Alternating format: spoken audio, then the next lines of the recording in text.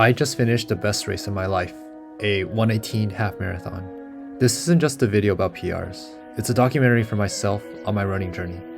But 10 months ago, I wouldn't have imagined myself as this kind of runner. I was a stressed out software engineer, working up to 70 hours a week, constantly stressed and sleep deprived, and found myself staring at a lab report saying I was pre-diabetic, unable to believe this is where my life was heading towards. I know everyone's circumstances are different and may have far fewer resources or even less time than I did, but this was my reality and what I was up against, and I wanted to document exactly how I navigated and forged my path from there. But before we dive into 2025, let's revisit what my relationship with running was like when I was younger. In 2013, I had come off one season of basketball, which was my primary sport at the time. I also ran one season of cross country as a sophomore. My cross country PR for 3 miles was a 19:51. Fast forward to college, in 2017, I did try running a bit on and off to stay fit for basketball and was able to run a 5K race in 1935 in my spring freshman year and did a 3-mile time trial on the track in 1848. Anyways, in 2023, I took on a new software engineering job that challenged me. In short, I needed to learn how to navigate a lot of toxic corporate politics while having a heavy workload.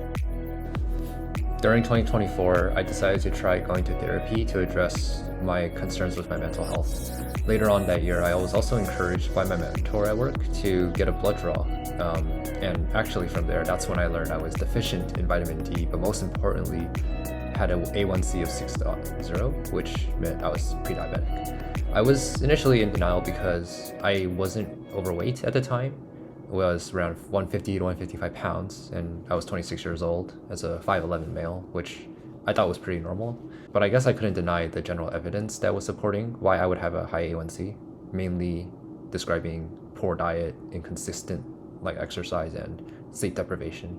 At this point, I wanted to regain control of my life and reverse prediabetes, but I haven't figured out how. I was still running on and off, but had plateaued and felt generally burnt out from it. Looking back at some of my prior Strava runs, on a good day, I could run a 5K or closer to 4 miles, but I did remember finding myself hurting a lot and being incredibly inconsistent in running and trying to consistently just hold sub 7 mile pace and feeling strong. At this point, I was probably roughly averaging 5 to 10 miles a week until around April 2025.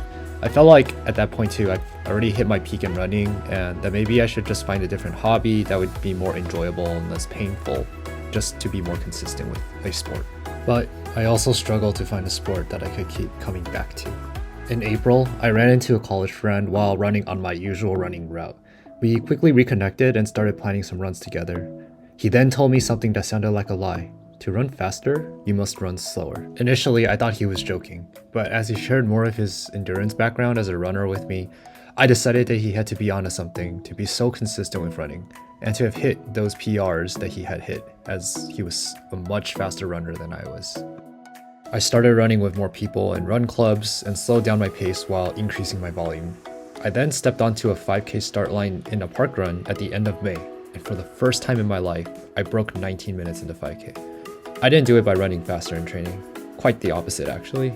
I did it by simply running more consistently and running more mileage.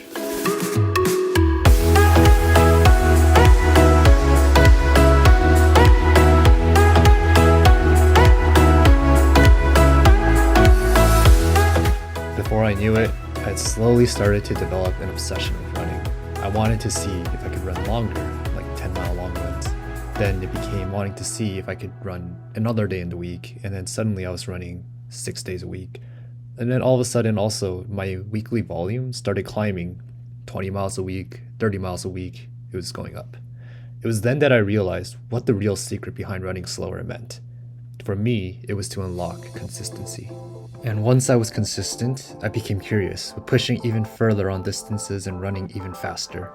Shortly after the 5K race, I ran my first half marathon. And right after that, I ran an all-out half marathon on the exact same route, running my first sub 130. Then, towards the end of June, I ran an 18:21 5K in the same park run from a month prior. I then learned how to structure VO2 max workouts like 6x1K and 3x1 mile intervals. Towards the mid to late end of July, I ran my first sub 18 5K. followed by a mile time trial in 5:05, blowing my previous personal best on the track way out of the water. Riding a bunch of momentum, I came into the San Francisco half marathon race that I signed up for, feeling extremely pumped. Here's also some more parkrun photos I was able to find.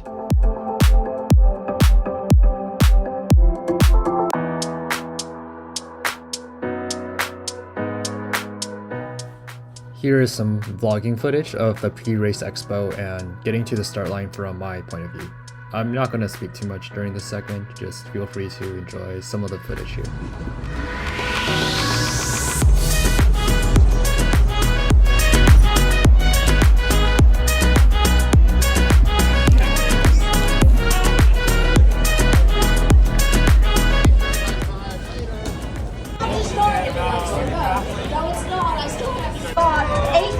To go, 32,000 runners. Very exciting feeling to break downtown San Francisco. Anyways, I ended up running an aggressive pace and can recap the racing experience in more detail in a different video. But in short, I fell short on a time goal I had for myself, which was to run under 125 by running a 126 final time after hitting a very hard wall in mile 10.5.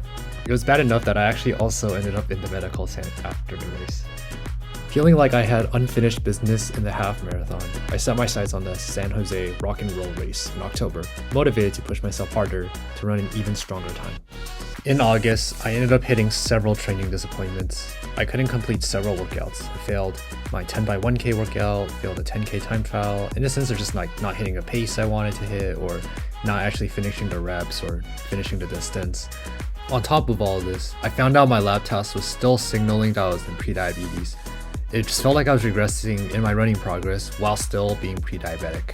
I can probably talk about my nutrition in our video. Continued trying to race a few park runs with results like 18:35 and 18:30, while also feeling like I was pushing even harder in all these efforts. I realized I couldn't outrun a poor recovery. I needed time and to miss workouts. Ultimately, I needed to readjust and allow myself to be okay with not being okay. I kind of forgot that my body doesn't really know the difference between work stress or running stress. It just knew it was exhausted. I needed to meet myself where I actually was. After a break in workouts in mid-September, I decided to start getting back into VO2 max and sharper work again, based more on feel, and found out suddenly I was able to hit tougher and faster paces. Furthermore, towards the end of September, I ran my corporate 5K race in objectively worse conditions, like 81 degrees Fahrenheit that day, than the parkruns I've been competing in earlier in the year, and actually ran a 5K PB of 17:24. Here is some more footage of the race.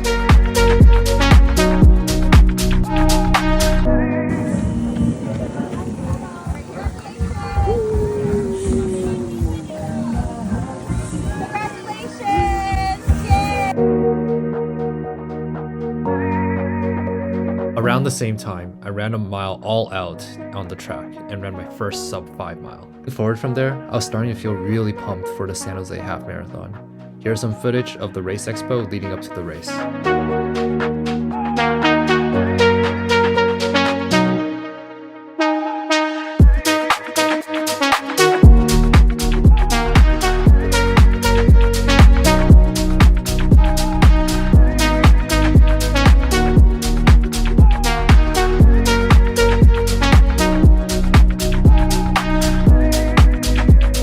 The San Jose half marathon race happened, where I surprised myself again with a faster than expected average pace.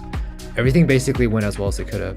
Honestly, I had some mild pace goals in mind, but the main goal I actually had was to just not hit the same wall I hit in the prior half marathon race, which I was ecstatic about being able to reach this time. I ended up not worrying about any specific goal paces once I saw I was already running well under my expectations.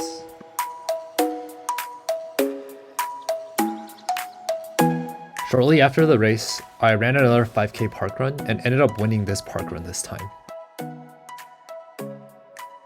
I was also able to reverse my A1C, albeit just barely, after all the running and dietary adjustments made throughout the year. I then spent the remainder of the year running around my favorite trails and routes. I believe that finding the why in health or running is not easy and will vary for everyone. I'm putting this video out there mostly as a note for myself. A reminder for whenever I hit a rough patch in the future of what I was able to overcome in a year. But if you're watching this and you're in your own rough patch right now, I hope my story shows you that improvements can be made to both your health and running in under a year.